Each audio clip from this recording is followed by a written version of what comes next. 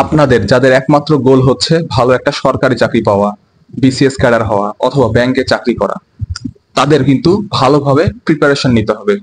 আপনি যদি সরকারি চাকরি পেতে চান বাংলাদেশের প্রসপেক্টিভে, তাহলে আপনাকে অবশ্যই ভালোভাবে প্রিপারেশন নিতে হবে। কারণ বাংলাদেশে অনেক কম্পিটিশন, একটা সরকারি চাকরি পেতে হলে অনেক কম্পিটিশনের শিকার হয়ে আপনাকে কিন্তু একটা চাকরি অর্জন করতে হয়।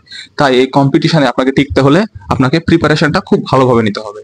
তো আপনারা যারা honours final year, second year, third year অথবা ফোর্থ ইয়ারে পড়তেছেন, তাদের কিন্তু জানা উচিত কিভাবে সরকারি চাকরির প্রিপারেশন নিতে হয়। ঠিক আছে? তাহলে কিন্তু আপনারা একটা সরকারি চাকরি সামনে অর্জন করতে পারবেন।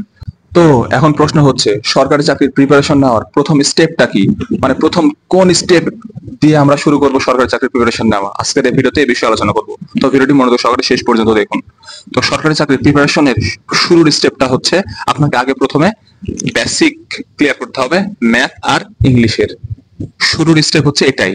আপনি যদি ম্যাথে দুর্বল থাকেন তাহলে আপনাকে ম্যাথের স্কিলটা ডেভেলপ করতে হবে। আপনি যদি ইংলিশে দুর্বল থাকেন তাহলে আপনি ইংলিশের বেসিকটাকে ক্লিয়ার করবেন। শুরুর ধাপ হচ্ছে এটাই, সরকারি চাকরির প্রিপারেশন শুরু করার। ওকে? তো সাপোজ আপনি ম্যাথে দুর্বল, তাহলে আপনি কি করবেন? আপনি কারো কাছে টিউশন করুন।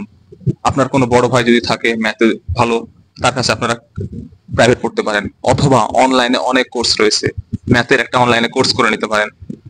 এছাড়া আপনি যদি ইংলিশে দুর্বল হয়ে থাকেন তাহলে আপনি ইংলিশেও একটা অনলাইনে কোর্স করে নিতে পারেন। অনেক সুন্দর সুন্দর কোর্স কিন্তু অনলাইনে রয়েছে। আপনারা অনেক কম খরচে কিন্তু ওই কোর্সগুলো করে নিতে পারেন। এর ফলে কি হবে? আপনি আপনার ইংলিশের বেসিকটাকে ক্লিয়ার করে ফেলবেন বা ম্যাথের বেসিকটাকে ক্লিয়ার করে ফেলবেন। প্রথম স্টেপ হচ্ছে এটাই। আপনি যদি অনার্স সেকেন্ড ইয়ার, থার্ড ইয়ারে যেখানেই পড়ুন না কেন, আপনাকে অবশ্যই এই দুইটা সাবজেক্টে ভালো হতে হবে। যদি আপনি এই দুইটা সাবজেক্টে ভালো না হন তাহলে কিন্তু সরকারি চাকরি আপনার কখনোই সম্ভব না অর্জন করা। ঠিক আছে? যারা ইংলিশ আর ম্যাথে ভালো, তাদের সরকারি চাকরি পাইতে কেউ বাধা হয়ে দাঁড়াতে পারে না। ওকে? তারা সরকারি চাকরি একটা না একটা পাবেই, যদি তাদের ইংলিশ আর ম্যাথের বেসিক অনেক ভালো হয়। ওকে? তো আপনাদের যদি এই দুইটা সাবজেক্টের মধ্যে কারো কোনো সাবজেক্টে দুর্বলতা থাকে, তাহলে আপনারা অনার্স লাইফেই এই দুইটা সাবজেক্টের একেবারে দুর্বলতা ক্লিয়ার করে ফেলবেন। ঠিক আছে?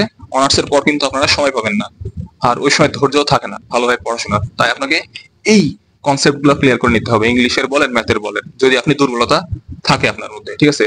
তো প্রথম স্টেপ হচ্ছে কি, ম্যাথ আর ইংলিশের বেসিক আপনাকে ক্লিয়ার করে ফেলতে হবে। দরকার হলে আপনি ম্যাথের জন্য 6, 7, 8, 9, 10 এই যে বোর্ড বইগুলো রয়েছে ওইখান থেকে আপনারা ম্যাথ করবেন। ওই ম্যাথগুলো করলে ইনশাল্লাহ আপনাদের আর ম্যাথে কোনো সমস্যা থাকার কথা নয়। আগে আপনি বোর্ড বইগুলো শেষ করবেন, দেন কি করবেন? আপনি একটা ভালো গাইড কিনে নিতে পারেন। ঠিক আছে? দেন গাইড থেকে ম্যাথগুলো করবেন। ইনশাল্লাহ দেখবেন ম্যাথ আর ইংলিশের কোনো সমস্যা আপনার থাকবে না। আর ইংলিশ ভোকাবুলারি ভালোভাবে পড়বেন, ইংলিশ পেপার পড়বেন, দেখবেন আপনার ইংলিশের অনেক গুণ বৃদ্ধি পাবে, আপনি ইংলিশে ভালো করতে পারবেন। ঠিক আছে? ডেইলি ইংলিশ পেপার পড়া ট্রাই করবেন যদি ইংলিশে দুর্বলতা আপনার থাকে। ইংলিশ রিডিং স্কিল ডেভেলপ করবেন, ইংলিশ রাইটিং স্কিল ডেভেলপ করবেন।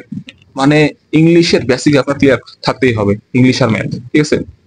এই দুইটা ক্লিয়ার যদি করতে পারেন অনার্স লাইফের মধ্যে, তাহলে ইনশাআল্লাহ আপনাদের আর সরকারি চাকরি পাইতে কেউ আটকাতে পারবে না। ঠিক আছে? অনার্সের পর আপনি বাকি সাবজেক্ট গুলো খুব সুন্দরভাবে পড়ে নিয়ে আপনারা একটা সরকারি চাকরি অর্জন করতে পারবেন। তো এই ছিল মোটামুটি আজকের ভিডিও। আশা করি আপনারা বুঝতে পারলেন সরকারি চাকরির প্রিপারেশন নেওয়ার জন্য প্রথম স্টেপ কোনটা। ঠিক আছে? তো ভিডিওটি আপনাদের কাছে কেমন লাগলো অবশ্যই নিচে কমেন্ট বক্সে কমেন্ট করে জানাবেন। আর যে কোনো মন্তব্য থাকলে প্লিজ কমেন্ট করতে দ্বিধাবোধ করবেন না। আর চ্যানেলটি সাবস্ক্রাইব করে না থাকলে please hit the subscribe button. আর ভিডিওটিতে লাইক না করে থাকলে অবশ্যই একটা লাইক করে দেবেন। ঠিক আছে?